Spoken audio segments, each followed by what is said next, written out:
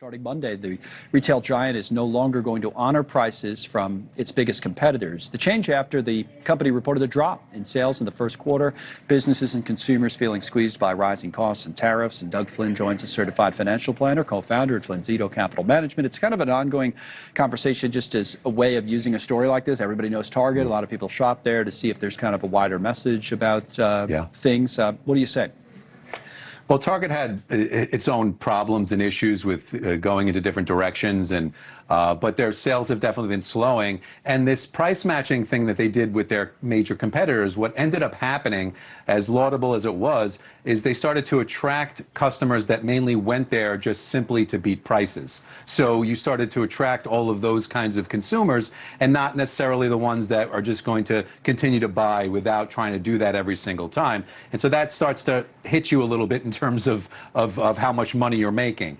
Now, to their credit, they're trying to expand their revenue streams. They're getting into selling the data they have. They're doing some advertising. They're trying to do the membership fees that have worked successfully for other companies. And so they're trying to do some things and turn the ship around. They do have a great balance sheet, so they've got a lot of runway here to right the ship. But this isn't a good sign when you see what's continually happening to their sales. They do have to figure it out and move forward. So there's some elements here that are applicable to other companies, but there's some that are absolutely their own making that they need to dig out of. All right. You want to talk about Trump and Powell now? So the President of the United States, his motorcade is rolling over to the Federal Reserve. It's a very short drive, of course, in Washington. And this should be, I know you like economics kind of as part of political theater as much as the next guy. This will be interesting because he just posted, I think you probably heard me say it a few minutes ago, the president, that Powell's going to join him. A lot of people didn't know was he going to join him or not, but of course he took a shot at him as well, getting ready to head over the Fed.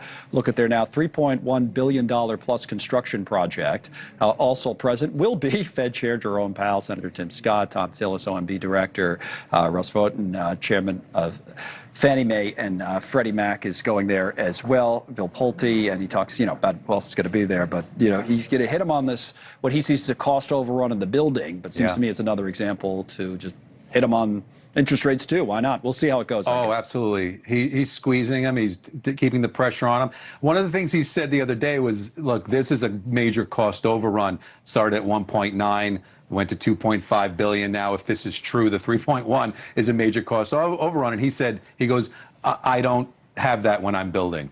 he doesn't run over. Yeah. So, there's that. Maybe he's going to get in there and figure out a way to not have it be so much overrun. The Fed building is very old.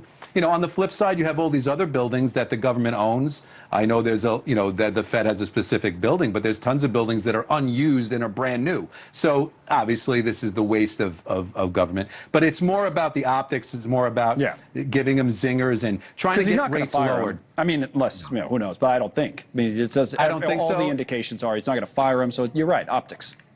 And so he gets the opportunity to blame him for everything for the next 8 months until he steps down. And should anything go wrong, he can constantly blame too high interest rates. And maybe we'll get rates lowered in the next couple of months. But as much as he's not going to fire him, Powell's not going to lower rates next week on the 30th when they had the next meeting. We're looking at maybe later on. But rates do need to come down, and this is more constant pressure on that. Yeah.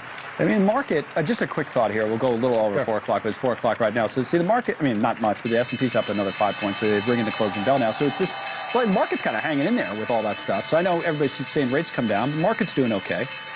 Yep. So today, today was more about Alphabet's earnings and more of the turning back to AI. And we're getting a little bit back to earnings. So on top of the tariffs that are going away, we're getting deals. So, actually, if this keeps happening, the market likes it, then we're going to sit right here and look for further advances. But as soon as it doesn't go according to that plan, you have to watch out for some volatility to the negative side. All right, Doug. As always, thank you, sir. Doug Flynn on that.